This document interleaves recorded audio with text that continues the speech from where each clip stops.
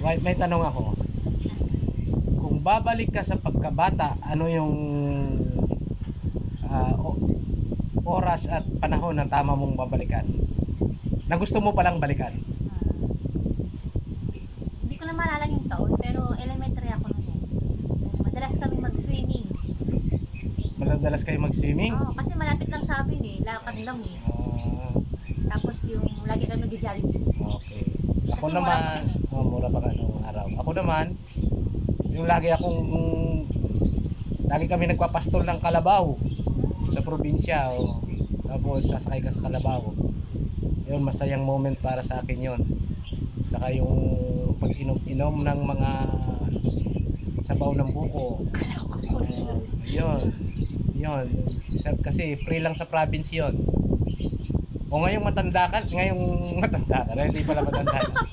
Ngayong sa edad mo, sa mga past years, ano yung gusto mong balikan? Nung madras tayo magsimba at magpunta sa North Walk ba yun? Sa San Fernando.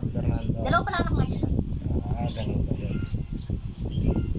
Ikaw naman. Nung kasal natin, syempre. Pero kahit na pressure, okay lang. Kasi nakaraos. Kahit na halos wala akong tulog noon, hagat na agad. Tapos magdamag walang tulog. Tapos pinagpapawisan ako sa loob ng simbahan. O buti hindi ka umiyak. Kasi uso yung pag umiyak ko, nag-iwalay. Ako yung umiyak.